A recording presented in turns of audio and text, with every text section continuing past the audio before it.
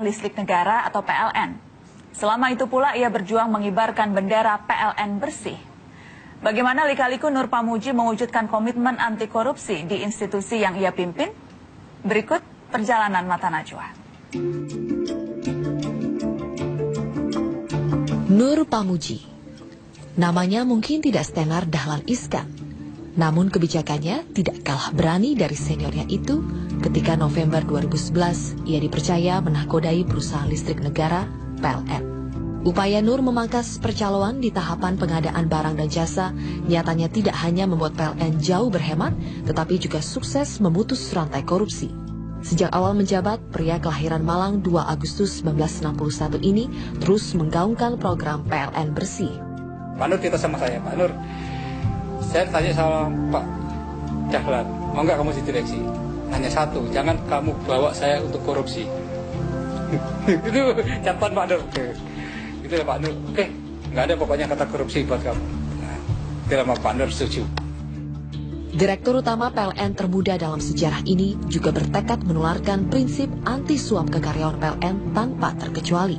Dari awal saya bekerja dengan beliau itu selalu mengingatkan apabila ada tamu atau rekanan yang ingin bertemu dengan beliau itu selalu menginformasikan ke saya untuk mengingatkan pada tamu itu untuk tidak membawa segala sesuatu, maksudnya kayak hadiah atau cenderamata. Konsistensinya memerangi rasuah membuat Dewan Juri Bung Hatta Anti Corruption Award jatuh hati dan memutuskan Nur menjadi salah satu pemenang tahun ini. Kini saatnya saya hadirkan Direktur Utama Perusahaan Listrik Negara PLN Nur Pamuji. Selamat malam Pak Nur. Selamat malam. Terima kasih sudah hadir di Mata Najwa. Ayo. Saya ingin mengucapkan selamat Bung Hatta Anti Corruption Award untuk Dirut PLN Nur Pamuji. Selamat Pak Nur. Terima kasih. Yang jelas Anda kan memulai karir betul-betul dari bawah. Begitu lulus atau malah sebelum lulus sudah menjadi karyawan PLN. Ya, sebelum lulus saya sudah diijon oleh PLN. Sudah diijon oleh PLN sampai sekarang akhirnya menduduki posisi puncak menjadi Direktur Utama. Kalau kita bicara BUMN, terutama kemudian kalau kita sebut PLN, terkadang persepsi orang secara umum Pak Nur itu masih negatif, masih buruk, bahwa kemudian disebut tidak transparan, tidak profesional, pelayanannya tidak baik dan sebagainya. Anda terbebani tidak dengan image dan persepsi buruk sepanjang karir Anda ini? Saya memahami persepsi itu, tetapi saya menganggap itu sebagai tantangan, ya, tantangan untuk diperbaiki. Saya ingin menghadirkan PLN yang lebih baik, ya, yang bersih dari praktek-praktek korupsi, baik yang skala besar maupun skala kecil. Dan itu harus kami mulai dari internal kami.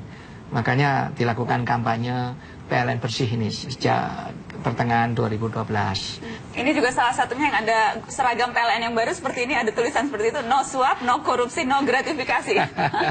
itu bagian dari upaya Anda untuk menunjukkan ke publik inilah wajah PLN yang baru.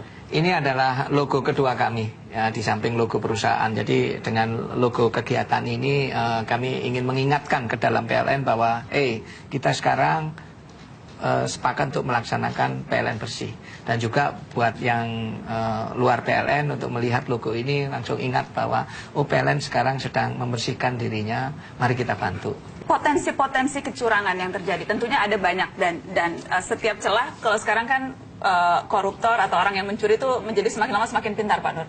Jadi kalau direktur utamanya tidak lebih pintar dari mereka yang tahu potensi penyelewengan, itu bisa berabe. Anda sudah bisa menebak atau paling tidak memetakan potensi kecurangan di PLN itu di mana saja?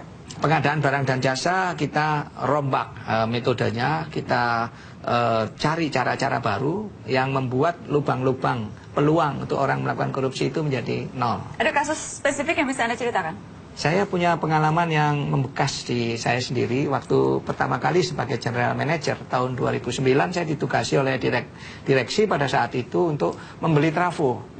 Nah, saya amati ternyata harga trafo ukuran besar ini ya, yang dibeli oleh PLN itu selama ini adalah 110 miliar kira-kira. Pada saat yang sama saya menerima email dari salah satu staf World Bank yang mengatakan bahwa harga trafo di Indonesia mahal. Maka saya lakukan investigasi. Saya datangin beberapa pabrik trafo yang perwakilannya ada di Indonesia. Saya tanya kenapa di Indonesia harga trafo demikian mahal. 110 miliar waktu itu? Iya, harganya segitu. Lalu salah satu dari mereka mengatakan bahwa kalau menyuplai di PLN biasanya kami naikkan harganya 30%. Begitu. Jadi saya langsung klik, minimum saya bisa nurunkan 30% kalau saya membeli langsung kepada pabrik-pabrik trafo ini. Sebelumnya ada tradisi bahwa membeli barang itu harus lewat pedagang, lewat traders. Nah, karena ini pengalaman pertama buat saya untuk membeli barang, saya imbau mereka untuk mau memasok ke PLN tanpa melewati traders. Dan itu terjadi. Yang selama ini sampai 30%?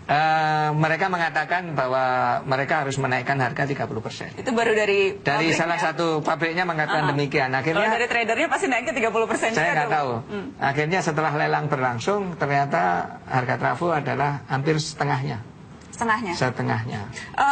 Anda juga kemudian caranya untuk membatasi agar tidak ada pengaruh dan tekanan, membuat sistem online, Pak Nur. Oh iya, betul. Jadi salah satu cara untuk mengurangi peluang korupsi adalah mengurangi interaksi ya antara pihak PLN dengan pihak non PLN. Pelanggan misalnya, kalau punya kepentingan dengan PLN, kalau bisa seminimal mungkin ada kontak pertemuan. Jadi sekarang ini kalau orang ingin masang listrik di rumahnya, dia tidak perlu datang ke kantor PLN, dia tinggal telepon 123. Kemudian opsi lain dia tinggal buka internet, daftar lewat internet.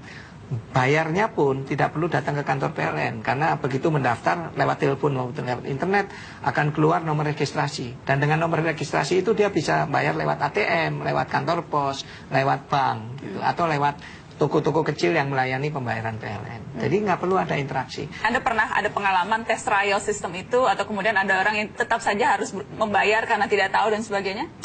Saya pernah punya pengalaman yang jelek dari sahabat saya sendiri. Suatu hari saya datang untuk acara selamatan rumahnya. Dia punya rumah baru. Saya datang, saya tanya, ini listriknya berapa watt? Ya, dia bilang 2200. Oke, yuk waktu pasang bayar berapa? Saya tanya gitu. Bayar ekstra nggak? Dia bilang, saya bayar ekstra 5 juta Nur katanya. Nah, saya tanya, kamu betul mendaftar langsung ke PLN atau bukan? Tidak. Dia minta tolong kepada seseorang. Jadi rupanya dia ditipu oleh perantara tersebut, seolah-olah ke PLN masih perlu tambahan bayaran gitu. Aduh, sayang sekali. Jadi yang dapat uang 5 juta itu calo? Calonya. Calo di dalam apa calo di luar? Calo di luar pasti. Tidak ada lagi calo di dalam PLN? Kita nggak ada sistem calo lagi, semuanya computerized. Tidak perlu ada calo lagi. Anda datang ke kantor PLN, bandingkan 3 tahun lalu dengan sekarang. Sekarang bersih dan sepi kantor PLN. Saya nggak pernah buka apa isinya, tapi itu saya tangkap itu uang, jadi saya dorong kembali. Tolong dibawa pulang saja.